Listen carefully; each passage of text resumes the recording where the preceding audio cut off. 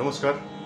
আজকে শ্রী শ্রী রামকৃষ্ণ পরমহংসদেবকে স্মরণ করে তাকে প্রণাম করে ডাক্তারের একটি অভিজ্ঞতার কথা জানাচ্ছি।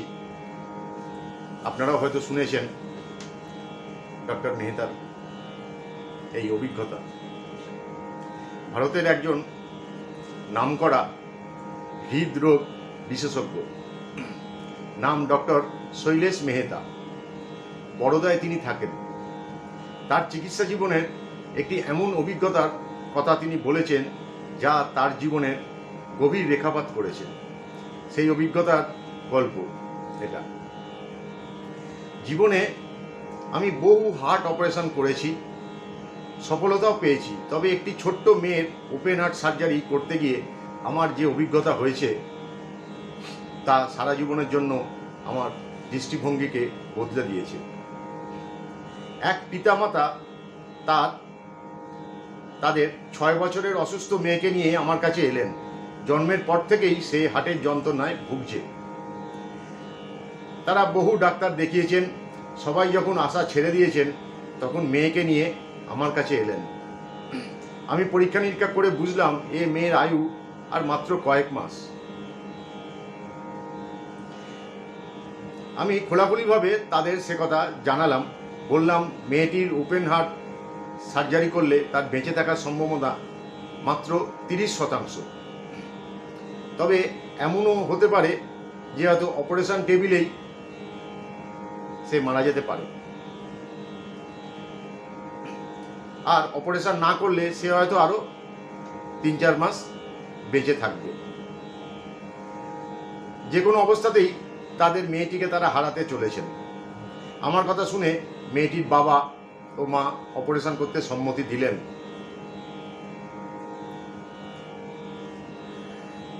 যেন একবার শেষ চেষ্টাটা করে দেখতে চাইছেন।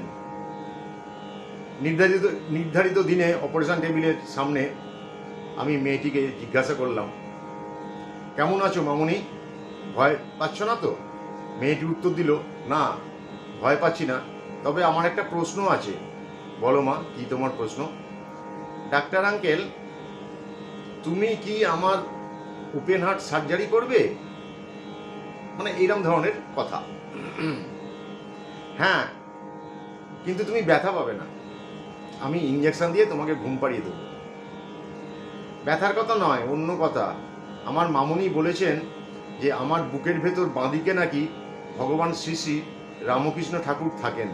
তুমি যখন আমার হার্টটা খুলবে তখন দেখো তো তিনি সত্যি সত্যি আছেন কিনা। যদি থাকেন তবে আমার জ্ঞান ফিরে আসার পর তুমি আমাকে বলবে তাকে ঠিক কেমন দেখতে। আচ্ছা বলবো, তুমি চোখ বন্ধ করো। দিয়ে অপারেশন শুরু হলো।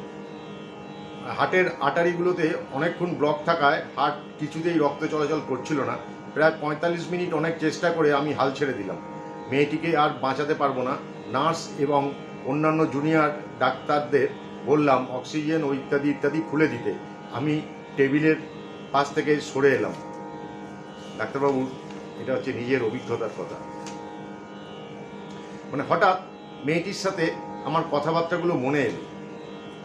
সাথে সাথে আমার অপরাধ বোধ হতে লাগলো। আমি চোখ বন্ধ করলাম। হে ঠাকুর, তুমি তো সবই জানো। আশ্চর্য আশ্চর্য। তখনই জুনিয়র ডাক্তার বলে উঠল, স্যার, হার্টে রক্ত চলাচল শুরু হয়েছে। আমি দৌড়ে গেলাম। তারপর দ্বিগুণ উৎসাহ নিয়ে অপারেশন শুরু করলাম। ব্লকগুলো দেখলাম খুলে গেছে। সফলভাবে অপারেশন শেষ করলাম। বাইরে এসে হাসি মুখে উৎকণ্ঠা নিয়ে বসে থাকা তার বাবা মাকে বললাম, আপনার মেয়ে আরও 60 বছর বেঁচে থাকবে। মেয়েটির জ্ঞান ফিরে এলে আমি তার কাছে গেলাম। সে সপ্রশ্ন দৃষ্টি নিয়ে যেন আমার দিকে তাকালো, যেন জানতে চাইল রামকৃষ্ণ ঠাকুরকে দেখতে পেয়েছো কি না। আমি বুঝতে পারছিলাম না তাকে কি বলবো। তার চোখ দেখে আমার মনে হলো তার যেন মানে আকুল জিজ্ঞাসা যে আমি ঠাকুরকে দেখতে পেয়েছি কিনা। ডক্টর মেহতা যখন এই ঘটনাটি বলছিলেন তার দু চোখ দিয়ে অশ্রুধারা বয়ে যাচ্ছিল। তিনি দীর্ঘ 40 বছর কর্মজীবনে বহু হার্ট অপারেশন করেছেন, কিন্তু এই ছোট্ট মেয়েটির থেকে তিনি যে শিক্ষা পেয়েছেন, অর্থাৎ তার উপর বিশ্বাস রাখলে সফলতা আসে, তাও একটি ছোট্ট মেয়ের কাছ থেকে সেটি তার সারা জীবনের সঞ্চয় ঝুলিতে একটা অভিজ্ঞতা এবং একটা বিশ্বাস জমা হলো। এই ঘটনার পর ডক্টর মেহতা অপারেশন থিয়েটারের দেয়ালে তার নিজের বিশ্বাস অনুযায়ী ভগবান শ্রী শ্রী রামকৃষ্ণ ঠাকুরের ছবি ঝুলিয়ে রাখতেন। এখনও প্রতিদিন সার্জারির আগে তিনি সেই ছবিতে প্রণাম করে তার অপারেশন তিনি শুরু করেন।